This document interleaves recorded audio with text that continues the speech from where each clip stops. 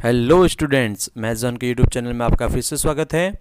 आज के वीडियो में हम पढ़ने वाले हैं रैखिक समीकरण निकाय के हल के बारे में। और जो हमारा पहला मेथड है वो है क्रैमर नियम से हल या सारणिक से हल। तो क्वेश्चन अगर सारणिक से समीकरण निकाय हल करने का बोलता है या क्रैमर नियम से बोलता है तो आपको किस प्रकार से करना है वो इस वीडियो में हम देखने वाले हैं। तो पहला पार्ट है हमारे पास दो चरों वाले रैखिक समीकरण निकाय का हल, यानी कि आपके पास जैसे a1x प्लस b1y बराबर c1 और दूसरा समीकरण a2x प्लस b2y बराबर c2। और आपको क्वेश्चन में पूछ लिया जाता है कि क्रैमर नियम से या फिर सारणिक से आपको x और y का मान ज्ञात करना है, यानी कि इसको हल करना है समीकरण निकाय को। तो आप लिखेंगे x बराबर डिटर्मिनेंट फर्स्ट अपॉन डिटर्मिनेंट और y बराबर डिटर्मिनेंट सेकंड अपॉन डिटर्मिनेंट, यानी सारणिक। अब ये डिटर्मिनेंट और डिटर्मिनेंट फर्स्ट सेकंड क्या है वो देखते हैं।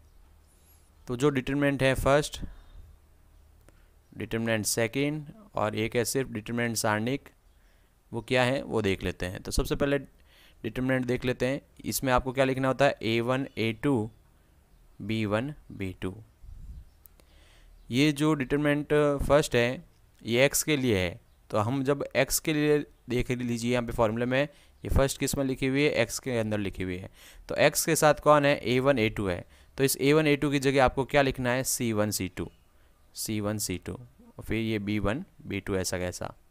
इसी प्रकार से जब हम y की बात करते हैं तो y के लिए ये जो डिटर्मिनेंट सेकंड है, ये जो डिटर्मिनेंट सेकंड में हम y की बात कर रहे हैं, तो y वाले की जगह आपको क्या लिखना है, c1 c2।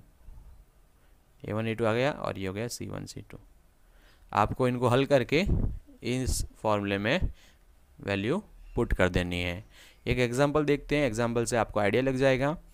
तो चलिए देखते हैं एग्जांपल के तौर पे हम दो समीकरण ले लेते हैं। 2x प्लस 3y बराबर 4, 5x माइनस y बराबर -2 और हमें इसको हल करना है क्रैमर नियम से। तो क्रैमर से हल करने के लिए आपको सबसे पहले क्या लिखना है, डिटर्मिनेंट सारणिक 2 5 3 -1।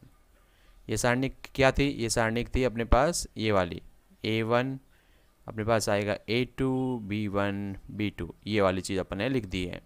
अब डिटर्मिनेंट फर्स्ट, यानी कि हम x की बात कर रहे हैं, तो जब हम x की बात कर रहे हैं तो आपको क्या लिखना है, x की बात कर रहे हैं तो c1 c2 उस x की जगह लिख देना, यानी कि 4 ये -2 3 ये -1, यानी कि हम यहाँ पे क्या लिख रहे हैं, c1 c2 b1 b2।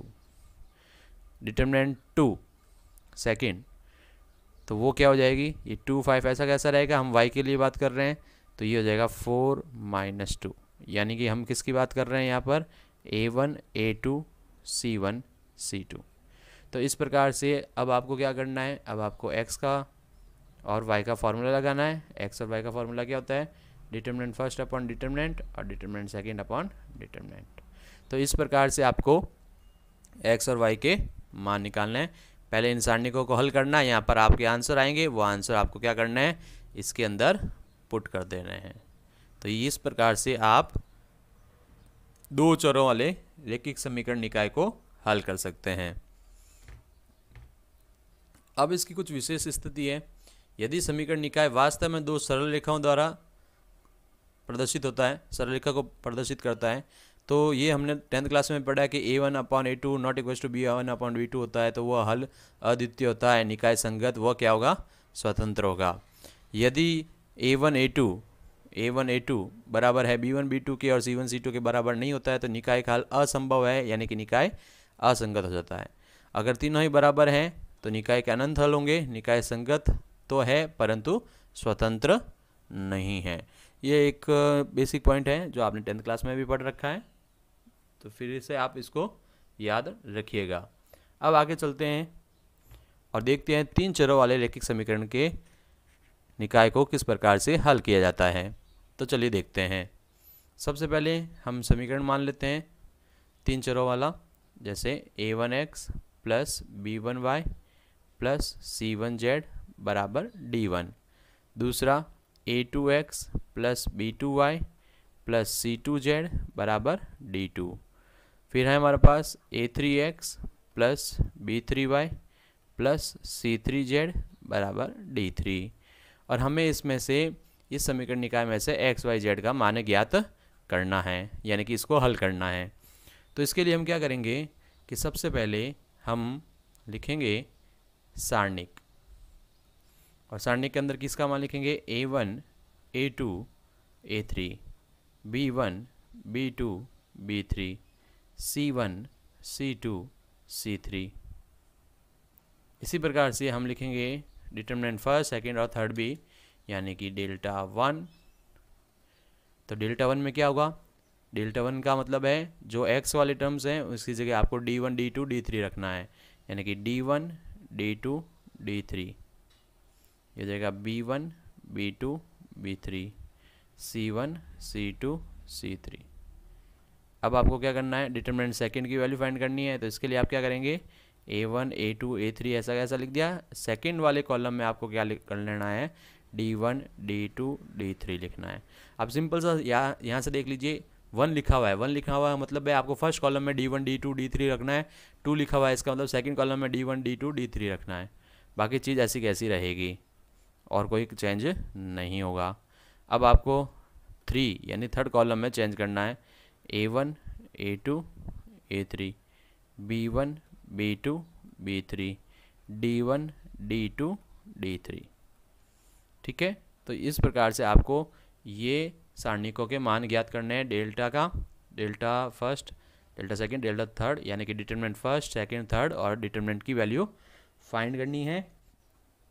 Determinant की वैल्यू फाइंड करने के बाद में आपको XYZ निकालना है। तो XYZ निकालने के लिए आप क्या करेंगे, x का फॉर्मूला लगेगा, x का फॉर्मूला लगेगा determinant first upon determinant, y का फॉर्मूला हो जाएगा डिटरमिनेंट सेकंड अपॉन डिटरमिनेंट, और z का फॉर्मूला हो जाएगा डिटरमिनेंट थर्ड अपॉन डिटरमिनेंट। तो इस प्रकार से ये फॉर्मूला लगा के आप वैल्यू निकाल सकते हैं x, y और z की। तो चलिए एक एग्जांपल देख लेते हैं जिससे आपको आइडिया हो जाएगा। एग्जाम्पल के तौर पे हम एक समीकरण कंसिडर कर रहे हैं। समीकरण है 2x minus Y plus 4z बराबर 5, x plus y plus z बराबर 1, minus x plus 5y plus 4z बराबर -2।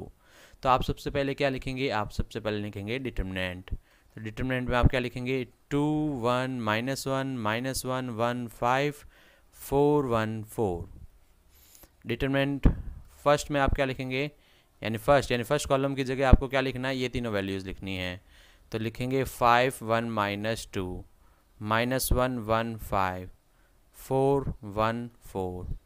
अब आप लिखेंगे डिटरमिनेंट 2, तो सेकंड कॉलम में लिखना है, तो 2 1 -1 5 1 -2, ये जगह 4 1 4।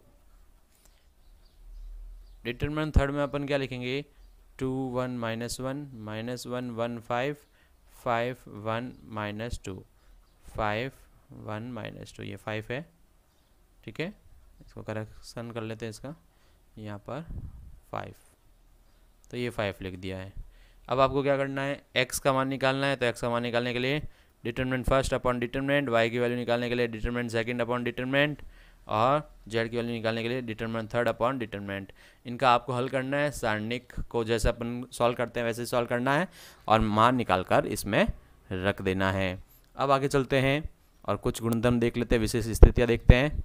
तो विशेष स्थितियाँ हैं हमारे पास कि यदि सारणिक का मान, फर्स्ट स्थिति, यदि सारणिक का मान 0 नहीं होता है, यानी कि डेल्टा अपन जो डिटरमिनेंट निकालते हैं उसकी वैल्यू 0 नहीं होता है, तो निकाय क्या होगा, संगत होगा। निकाय क्या होगा, संगत होगा, और निकाय का हल अद्वितीय होगा। निकाय का हल अद्वितीय, निकाय क्या होगा, संगत और अद्वितीय।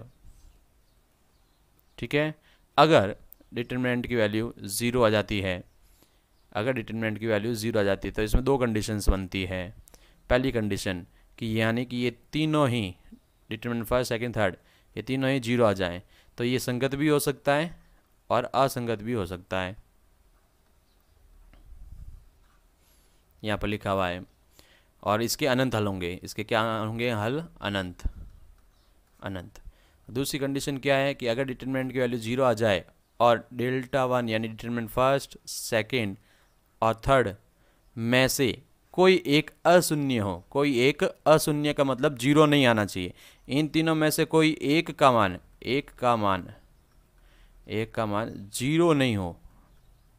जीरो नहीं हो तो कोई भी एक का मान मतलब है, इसमें ज़रूरी नहीं है कि कोई एक ही हो, दो भी जीरो हो सकते हैं, लेकिन तीनों जीरो नहीं होने चाहिए। एक जीरो हो सकता है चलेगा, दो जीरो हो सकता है चलेगा, तीनों जीरो नहीं होने चाहिए।